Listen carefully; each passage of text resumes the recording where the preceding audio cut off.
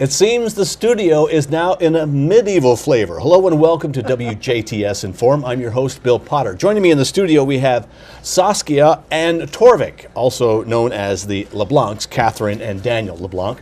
They're putting on the Rosenvolk Medieval Festival this weekend in Ferdinand. Welcome to the show. Thank you. Thank well, you. Let's talk about, first of all, the kind of the chronological stuff, the logistics stuff. When is it, where is it, how long does it last each day, admission, those sorts of things. Catherine. Okay, so we are having a school day, but the public is more than welcome to come. It's just, though, that it's more educational that day. So you're not going to see the acts per se, but you're going to get the history of and then a little bit of their acts. And it starts at 9 o'clock in the morning, and it actually goes straight until 10 because we open the beer tent, and our mead master is going to be there this year.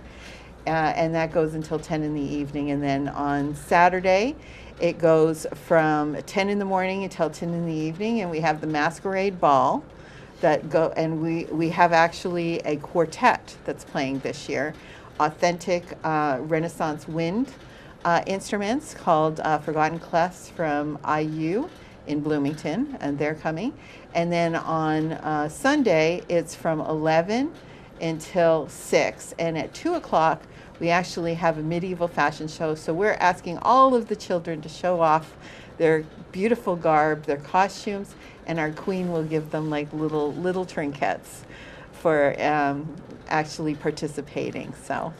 And this is all at the Ferdinand 18th Street Park. That is correct, Yes. yes. Mostly in that field where the Ferdinand Folk Festival occurs, Yes, right? That's if correct. you go by there now, you'll actually see the jousting field has been fenced in, and tomorrow and the next day we're going to start finishing up and adding color and doing all the other, putting up tents, and it'll start looking like a small medieval village, and by Friday morning we will be fully medieval. Okay, now folks, Get your get medieval on on. me. The folks who have ever been to a Renaissance festival somewhere else, this is something that happens across the nation, many different festivals, but yours is the only German. The Explain only that. one. What's the difference? No Fat Henry, no Pale Liz. Okay. Nothing based on the English for the most part. Germany has an interesting history. It really didn't become a country until recently. So we are based upon the Germanic peoples, which don't include just Germany, but they include all the peoples that were part of that Germanic aspect. So we actually span about 700 years, and it makes it a whole lot different. With the Germanic peoples, on the other hand, it gives you a whole lot more color. A lot of our We performers. have our Vikings. We have Vikings. We have the Celts. We have the Normans, and of course Norwegians, Danish, and all that other stuff. So it gives us a whole lot more color. We have a burgomaster as opposed to a king. Our queen is a visiting queen, but she's a Germanic Descent. persona. Yeah. So it just makes it a far more exciting for people who do this all the time. There's people who travel. That's what they do all year long. Go to Renaissance fairs, and this is going to be something new. Okay, if someone's never been to a Renaissance fair, and last year was your first year. Yes. It Okay, was. so this is the second year. Yeah. But if you didn't go last year, what is a Renaissance fair for those that have no idea what they're going to see? Oh my goodness, there's just so much. Well, of course we have the this year we have the full contact jousting. Last year we only had the jousting games, so we just sort of whetted your appetite last year. And that was actually a competition amongst the lords and the kings of all of the different countries. So you're actually going to see extreme sport of the jousting this year. And then what it is it's like a celebration in the streets of towns. These traveling fairs would come in, almost like circuses. It's almost predated the circuses. And they'd set up their tents, and they'd have like fire eaters and jugglers, and it's just like revelry, like the Feast of Fools. It's it's an incredible. It's like a feast for the eyes, the heart, and the soul. You know, it's just so neat. Well, I heard on the radio they have fire-breathing idiots. Fire-breathing idiots, As opposed to regular idiots. I guess. That's right. And they were there last year, and they had a fantastic time working. One of the best things about this area here is that the people who came in to work, vendors and performers, were truly impressed with our population. They said, wow, this is one of the best audiences, one of the best group of individuals So that polite. they have worked with. And these are people who work all over the United States and Canada. Well, that's and nice just- of this area. Oh, yeah. it is. And as a segue, we actually won Best New Renaissance Fair of 2015. We were voted by our peers in Renaissance Magazine. We won #1, which means any fair that's between 1 year and 3 years. So we were up against 3-year fairs, and we won Best New Renaissance Fair of 2015. That is awesome. Isn't that amazing? Yeah. Yeah. Now, last year I went. It was a great time. We had a really good time. You can just kind of stroll around. We do want to let people know there is an admission at the gate. Yep. There is, yes. It's a closed event. It's a paid admission. We do that for a few reasons. One, the entertainers are expensive. They are coming from all over the place. We have some Lands Connects that are coming from Florida. And Not from Germany? Not from Germany. Some of them are I guess they are, actually. yeah. Actually, some are German. Oh, really? Okay. Yeah, okay. Oh, expat certainly. Germans, yeah. Well, we learned in Yeah. in looking into the German aspect of this, we discovered that the largest minority in the United States, by far, is Germans. So it's likely that anyone in the audience would be German. Sure. Yes, yeah, right. So yeah, it's a lot of it. No, we have the fire-breathing idiots, but we also have a Punch and Judy show that apparently is to die for. It's always different. It's a 600-year-old performance with puppets, and you think, yeah, it's for kids. It's not for kids. It's for everybody. We have magicians. We have musicians. We have 20 different acts in total. And we have more street performers this year. So you're going to see Splinter, she's very playful. She's going to be playing in the alleyways. She's going to be engaging the children along with Frosty Locks. And honestly, our whole show is, I mean, there's some things like the more popular aspects of our show, but then we've got so many other things that are going on this year, and it's going to change and evolve every single year. So it's a real medieval town that moves Yeah. to Ferdinand and sets up. That's Yes. right. I mean, That's it's what they like you're used to going into back to the medieval era. It is, and that's what they used to do during that period of time. It's like they would come in, you know, like gypsies and performers, and they used to do these incredible things for the king and the queen usually, you know, and they would just perform for people, you know, and that's exactly what this is doing. It's like this town, or this circus almost, this medieval circus is coming into town and playing for the weekend, and then they're going to move on to their next town after they're finished with Now, us. the other aspect of a Renaissance fair that you don't get in other fairs is that people will come dressed up such as we are, not paid, just visiting, and they will entertain you as well. Oh yeah. Okay. They're part of the fabric of the fair. Yeah. We encourage people to dress up and come in, and if they want to be a Viking, or if they want to be a wizard or whatever. A fairy. We've got the Nosywood fairies. I was told that are going to be visiting with us. So, and you don't really know all of what's going to show up. No. It's just going to be kind of a surprise to you. No, I and know. if you, I mean, the happy and sad thing about the way we design a fair is we design it so there's no possible way you could see everything in 3 days. So, and it changes and evolves, you And know. we don't. There were so many things that happened that we didn't see, you know, and we were there last I year. know. We saw these pictures. I was like, when did that happen?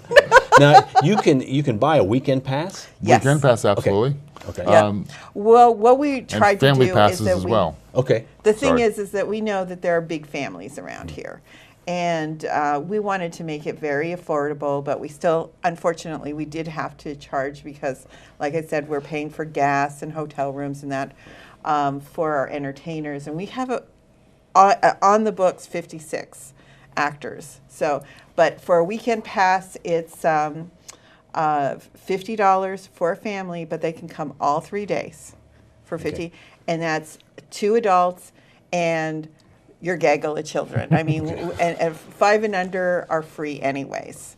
But you know, we know that there are big families here, and then we have $12.50 for one day, and then we have $21, and again, that can get you in all 3 days. So if you show up and you want to buy the weekend, we won't charge you the $7 on the Friday, and you can get in with it, and then you can come all 3 days for the $21 per adult. Okay. Now, you don't always dress up like this because I've seen you out. Okay, you're in a persona. What's the deal with the persona? We're kind of with the SCA, which is the Society for Creative Anachronisms. And as a Society for Creative Anachronisms, you create a persona, okay, and you create a backstory and everything like that, and you try to, you'll get a tent that goes with your time period that you're in. You'll get the eating utensils. This sword wouldn't work, but you would get the correct. Everything would be correct with your outfit, and you would go out and they have events. They're not festivals; they're just events. And you go out and you meet other people, and you might meet a barbarian or a French lord or anything in between, and you interact. And the SCA also does a lot of research into history in general. If you want to know heraldry, they'll actually do everything authentic. So if you get a piece of paper, a scroll, it's probably on paper that they made themselves. They with researched ink the that they made. Okay, so it's done authentic. So now we're not that far into it because of the time constraints. Sure.